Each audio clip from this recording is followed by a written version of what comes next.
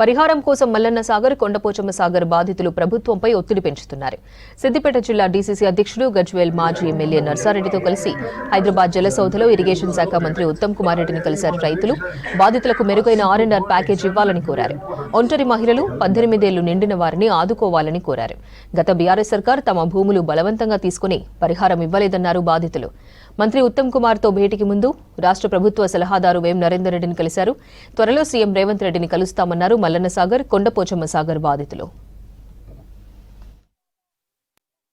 మల్లన్న సాగర్ ముంపు బాధితులకు గజ్వేల్ పట్టణం పక్కకు వారి నివాస గృహాలు ఏర్పాటు చేసి గత 4 సంవత్సరాల నుంచి అసంపూర్తిగా ఉండి నష్టపోయినటువంటి రైతులకు ప్యాకేజీలు కానీ పునరావాస ప్రకారంగా రావాల్సినటువంటి ఒక నిధులు సకాలంలో అందక అక్కడ ఉన్నటువంటి రైతాంగం బాధపడుకుంటూ ఈరోజు మా గజ్వేల్ కాన్స్టిట్యున్సీ ఇన్ఛార్జ్ నర్సారెడ్డి గారి ఆధ్వర్యంలో మంత్రివర్యులు ఉత్తమ్ కుమార్ రెడ్డి గారిని కలవడం జరిగింది. ఈ సందర్భంలో వారు ఇచ్చినటువంటి యొక్క వాగ్దానం ప్రకారం మేమందరం కూడా సంతృప్తి చెందుతున్నాం. సుమారుగా 450 కోట్ల రూపాయలు ఇంకా అక్కడ ఉన్నటువంటి రైతాంగానికి ప్యాకేజీ ఇవ్వవలసిందని చెప్పి కలెక్టర్ ద్వారా ప్రభుత్వానికి రిమైండర్ పంపడం జరిగింది. దాన్ని మంత్రి గారు సానుకూలంగా స్పందించి త్వరలో వీటిని విడుదల చేసి అక్కడ ఉన్నటువంటి నిర్వాసితులందరికీ కూడా న్యాయం చేస్తామని చెప్పి హామీ ఇవ్వడం ఈరోజు మాకు సంతోషకరమైన వార్త. తప్పకుండా వారు ఇస్తారనేటువంటి విశ్వాసంతో మేము ఈరోజు సంతోషంగా పోతున్నాం. మరి ఇక్కడ ఈరోజు ఇక్కడ ఉన్నట్టు జరిగినటువంటి ఈ కాంగ్రెస్ ప్రభుత్వంలో చాలా వరకు కూడా ఏదో విధంగా ప్రభుత్వాన్ని బదనాం చేసేటువంటి ఒక పరిస్థితి మాటలు జరుగుతున్నాయి.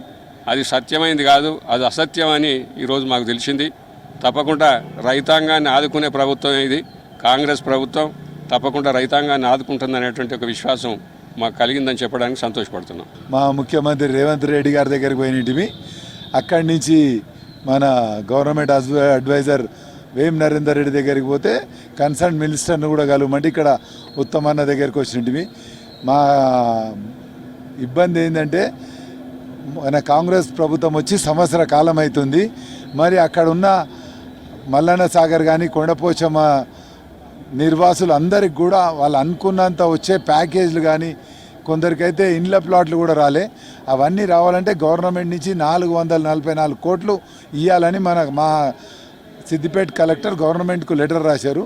ఆ లెటర్ బేస్ చేసుకొని ఆ బడ్జెట్ శాంక్షన్ చేస్తే అక్కడ, ఎందుకంటే వాళ్ళు ఎంతో బాధలతోని వాళ్ళ ఊరిసి పెట్టి ఇంకో దగ్గర బతికొచ్చినప్పుడు వాళ్ళకి ఆ బాధలు మర్చిపోయే విధంగా మనం సేవ చేయాలి. కాబట్టి ఇక్కడ గవర్నమెంట్ ఎంత తొందరలో అయితే అంత తొందరలో వాళ్ళకి రావాల్సిన ప్యాకేజ్